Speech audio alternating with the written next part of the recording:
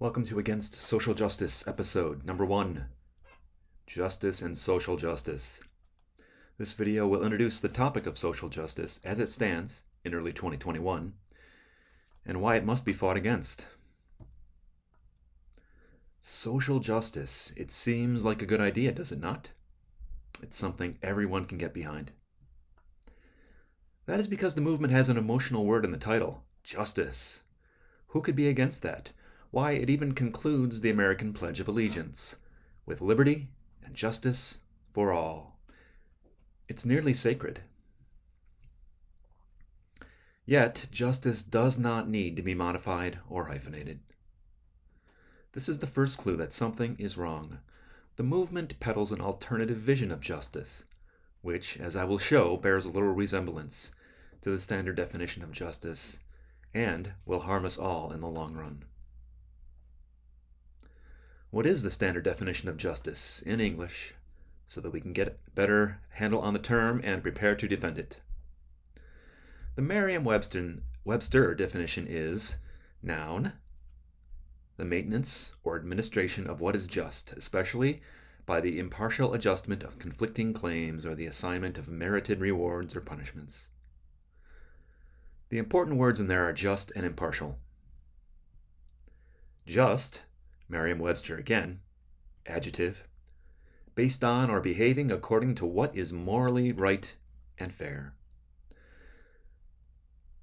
This is why we have a legal system, as there are competing visions of what is morally right and fair. And note that the standard definition of justice recognizes this. Life would seem to be a lot easier if we would all agree on what is just. Yet we don't agree, and there will be argument and conflict, to which anyone who has ever had a close relationship will attest. This is where the definition of impartial comes in. Merriam-Webster again, and as an aside, they are not to be trusted. They change their definitions overnight according to someone's agenda, but this one is still pretty good. Impartial, adjective, not partial or biased, treating or affecting all equally. The American legal system operates on this principle. If the founders meant anything by equality, it was certainly equality before the law. And this is why the holder of the scales of justice is blindfolded. It is in order to keep her from being influenced by things that she would see that would lead her into a biased or partial decision. An example of what she could see could be a neighbor, the sight of which could make her want to make an exception to justice on that person's behalf in just this case, which would not be fair. The blindfold refers to more than just covering of the eyes. It's meant as a deterrent to cognitive biases and fallacious thinking. Even the ancients knew that the best of thinkers could fall into cognitive traps, and it would be best if justice could steer clear of them. An example of cognitive bias would be confirmation bias, the tendency to search for, interpret, focus on, and remember information in a way that confirms one's preconceptions. Confirmation bias is disastrous for justice in the courtroom, as a juror with a preconception of the guilt of the defendant will hear the evidence in a different way than another with the initial assumption of innocence would hear it. A brief digression, what's with the sword in Lady Justice? Every image has it. It's in her left hand. Well, in the court, ultimately there must be a decision, and that word comes from the Latin decidere, to determine, and its parts come from off, and cedere, which is cut. So swords are good for cutting. Back to the argument.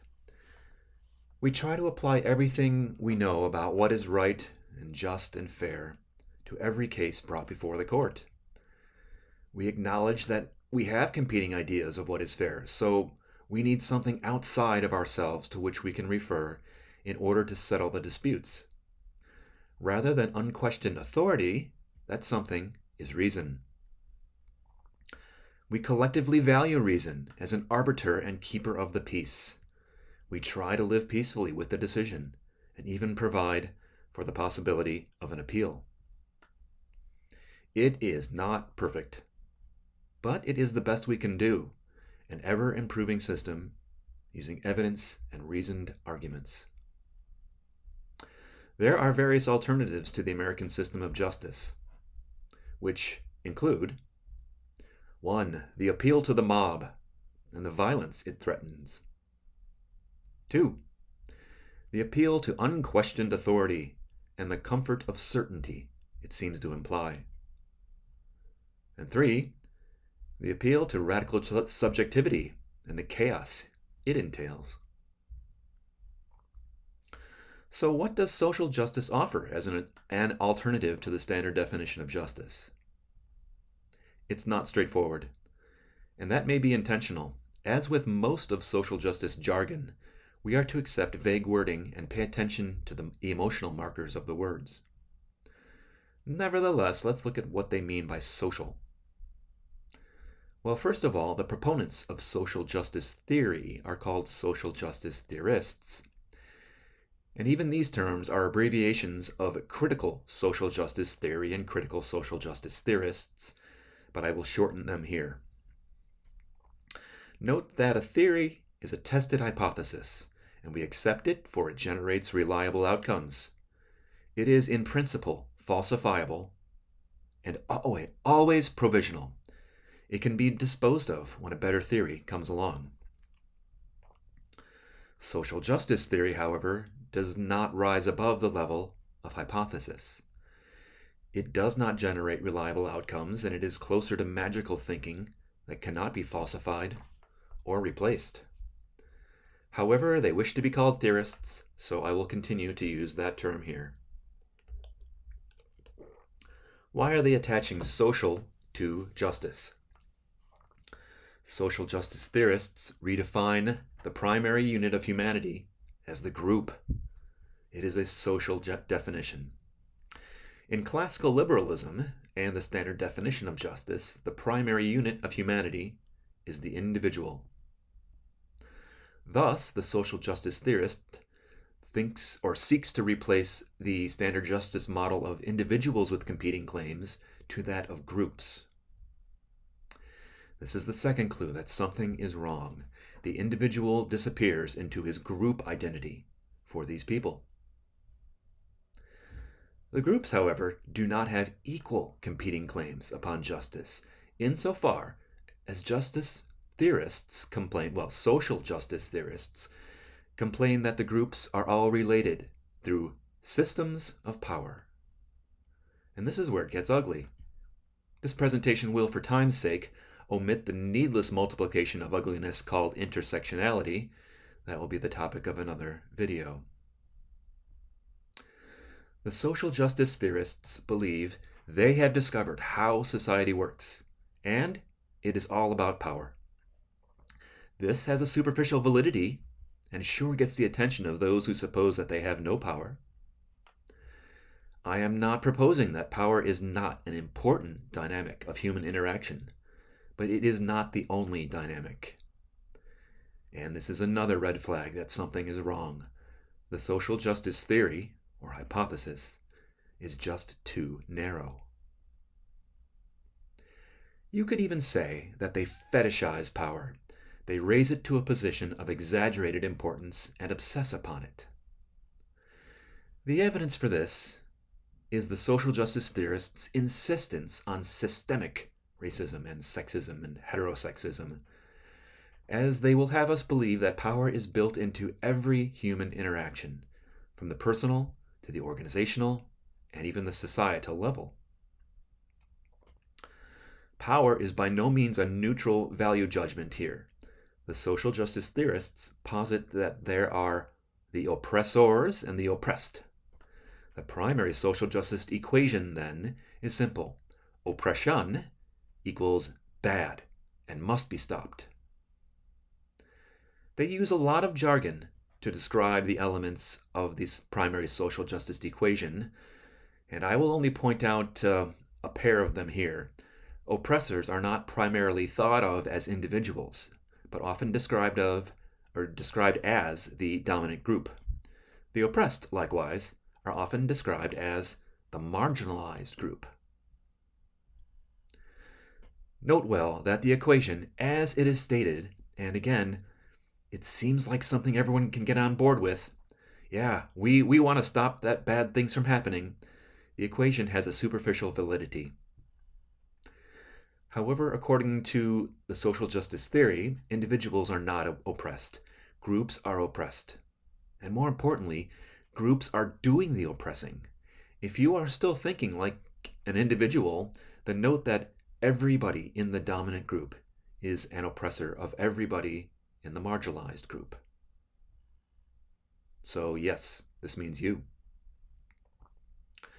We know the groups involved in the oppression dynamics very well. Race, gender, sexual preference, gender identification. There are a couple other big ones I will discuss in later presentations, yet, as of early 2021 at least, it's these four that make up the primary group canon. Digression. Note that humans can be divided into many other groups, and that it is not immediately clear why race, gender, sexual orientation, and gender identification should get the top 4 spots. What about attractiveness and intelligence, to name a couple of big ones, when it comes to characteristics that usually lead to success? Perhaps they will get to these. How did the social justice theorists come up with these ideas about power in groups? Postmodernism, especially the work of French writer Michel Foucault in the 1970s and 80s. From Foucault, and now I'm paraphrasing the American anti-social justice scholar James Lindsay, social justice theory considers it axiomatic that society is made up of systems of power and hierarchies which decide what can be known and how. But it's worse than it seems. Foucault is saying that there is no legitimate claim to objective knowledge, as there are only power dynamics at work. Isn't the claim that there is no objective truth a saw by which you cut off any limbs you are sitting on when you make subsequent truth claims? Well, one would think so. But social justice theorists back away from this by stating that there is really only one real thing, one objective truth, and that is the experience of oppression. They call it lived experience. Lived experiences are the most cynical interpretations of events in the lives of the oppressed. By that I mean they immediately go to the worst possible interpretation of human behavior, even though more charitable interpretations are possible and perhaps even more prudent. Yet only the lived experiences of the oppressed count. That is to say, the oppressor's lived experiences do not count. And even so, not all lived experiences of the individuals in the marginalized group are legitimate. If a member of a marginalized group expresses an opinion that does not conform to the set of approved lived experiences, according to social justice theory, then that lived experience is a product of false consciousness. And that term comes all the way from none other than Karl Marx. I know, how shocking that he would appear here. Evidence that would seem contrary to the lived experience does not count. If the oppressed person feels the approved interpretation of oppression, then it exists, period. In fact, social justice theorists would say that oppression is there even if the oppressed person does not feel it. And you can be sure that members of marginalized groups are encouraged to find oppression everywhere, to leave no stone unturned. How are these lived experiences reliable, you might ask? Well, social justice theorists do not ask the question. In fact, they find it as evidence of oppression that someone would even ask the question, especially someone from a dominant group, but it could be another member of a marginalized group as well. So this is what we used to call radical subjectivism. Most thinking people reject it within minutes of reflection, for the idea, perhaps, that a person whose conception of the world as a giant banana peel can be dismissed without further discussion if that person does not provide evidence and argument through reason, is how we usually proceed. So, we should be able to engage in debate with evidence and reasoned argument to persuade the social justice theorists that they are misguided. Right? Well, no. To the social justice theorists, evidence and argument through reason are forms of violence against the validity of other ways of knowing, especially lived experience. This means that for the supporter of logic, evidence, and reason-based arguments, there is neither falsification, disconfirmation, or even respectful disagreement with the social justice theorists' cynical and systemic interpretation of events. And that includes the scientific method. Social justice theorists, even though they happily cite studies that seem to support their lived experiences, offer no special place for the scientific method. It is just another tool of oppression for the dominant group to use. Another postmodernist informs their axioms. French writer Jacques Derrida. From Derrida, and paraphrasing Lindsay again here, social justice theory considers it to be axiomatic that knowledge is constructed by language and discourses that function to keep the dominant groups in power. Social justice theorists are just as obsessed with language as they are with power.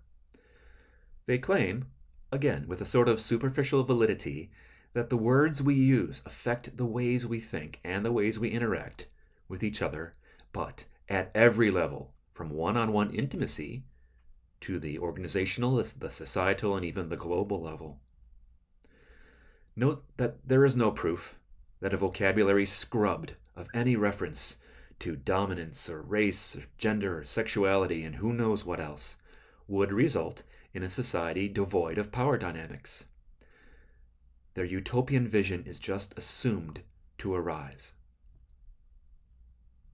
In fact, the social justice theorists want to be the ones who control language, as if their use of language would be exempt from the abuse of power they decry. This is why they have been spending so much time policing language and the media and the tellers of stories, namely Hollywood, in the last 30 years. We have evidence that their language control will harm us, for all totalitarian movements have been insidiously effective at controlling language as a means to crush the human spirit. Social justice is a wrecking ball to many of our cherished ideals of not just classical liberalism, but common sense in our day-to-day interactions. Consider intent. It used to be of primary importance whether or not the speaker intended to malign the hearer with his speech. Now, he could confirm or deny it, and we could believe or disbelieve him according to many of our social skills. But for social justice theorists, it does not matter if the intent of the speaker was completely free of malice or bears no resemblance to what the hearer claims. The fact that the hearer feels offended is all that it takes for there to be genuine oppression. Actually, it is worse. The allegedly oppressed person need not even feel genuine discomfort or hardship. The accusation is enough, and it will not be challenged by the social justice theorists. So, if you are accused, social justice theory tells us that you are guilty. Consider their emphasis on groups and the loss of the individual as another wrecking ball. You were born into some of these groups, and you cannot change something like the color of your skin. Yet the social justice theorists lump all white people into the dominant group with a type of original sin that cannot be erased. White people in this case are guilty before they have even been accused of anything. Note how this chafes against our idea, and Martin Luther King's, that the content of our character is the primary metric by which we are to be judged. So, how will social justice be administered in their vision of the world? Well, American legal rights are safe for now, as of early 2021, as they would take amendments to the Constitution in order to subvert. So while you still have it, enjoy your presumption of innocence until proven guilty, your right to trial by jury of one's peers, your right to avoid a forced confession or self-incrimination, and some of the others. Their aim is far wider than simply targeting our legal claims, however. Their clearly stated goal is systemic change, as in the whole of culture. Nothing is exempt. This is totalitarianism. They have changed parts of the culture already. If you don't already know, university culture is bizarre, to say the very least. And our laws are downwind from culture. If societal norms change, those social rules will make it into law eventually. That goes for any period of history and in any place. And if nothing else, the social justice theorists are patient. They have been following a doctrine called the Long March through the institutions since a German communist coined it in 1967, and especially since Italian communist Alexander Gramsci popularized it shortly thereafter. The social justice vision of justice incorporates all three alternatives to the standard definition of justice I had offered earlier. 1. The appeal to the mob, as in the threat of force and the fear it brings about. Secondly, the appeal to unquestioned authority. In this case, the social justice theorists of the highest rank are calling the shots. And also recall, it is built into their system that you cannot challenge things like lived experiences. And thirdly, the appeal to radical subjectivity. Without objective truth on the table, the buck stops nowhere. You may have already heard the term my truth, as in as many truths as there are perceivers. This is the ultimate postmodern fantasy. And this is tantamount to chaos in the legal system. We have had more than just glimpses of what successful implementation of social justice looks like. Let's look at mob rule a little more closely. Demonstrations are shows of strength. They aim to gain attention, and the size of the mob correlates to the amount of attention it receives from onlookers and the amount of coverage in the media. The protests of 2020 sure got the attention of large and small American corporations, who fell over themselves trying to make supportive statements as well as changes in their policies as fast as possible. University presidents did the same. They set up curiously similar social justice initiatives as fast as they could type. And if you spend any time on social media, you may have noticed that nearly everyone felt the need to repeat at least one of the protesters' slogans. It seems to have captured everyone's attention. So the amount of attention in general and actions in particular of the 2020 demonstrations will be brought to bear on our society again and again, as they know that the model is so successful. In the near future, it will take far less than arrest gone wrong to motivate the mob and get everyone's attention again. And we cannot leave violence out of the equation. It's more than just threatened force. Many, not all, but many of the 2020 protests ended with violence upon nightfall, especially burning and looting, but sometimes even physical violence. Violent protests guarantee the fear response in all but the sociopathic among us. A small percentage show courage in the face of fear, but appeasement seems like an easy way out. Perhaps, the appeaser thinks, the mob will pass me by if I say and do the right things. Perhaps indeed. The social justice theorists are more than academics and scholars and writers. These same academics are often the activists in the middle of the demonstrations. They lead. Even most of those who stay at home cheer on the demonstrations over social media.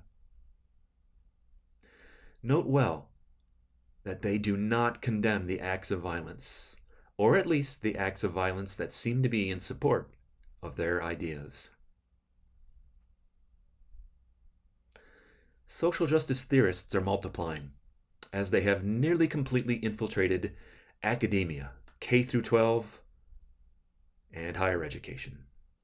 They teach the young, or rather, they transmit their hypotheses to them in order to produce copies of themselves, like a virus.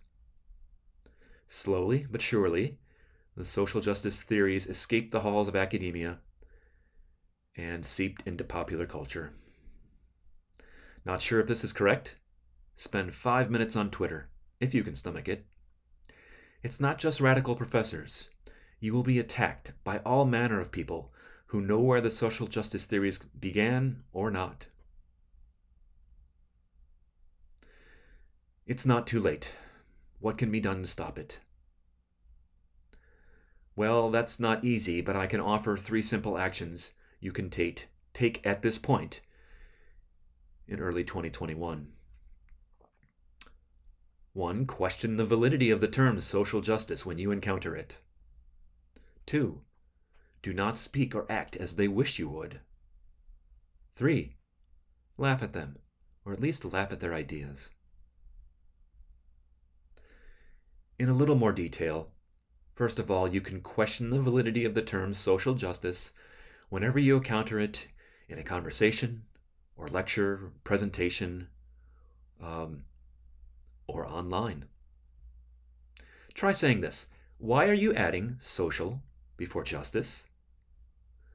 And follow it with, justice has a definition, and when you modify it, then it appears that you are speaking about something other than justice.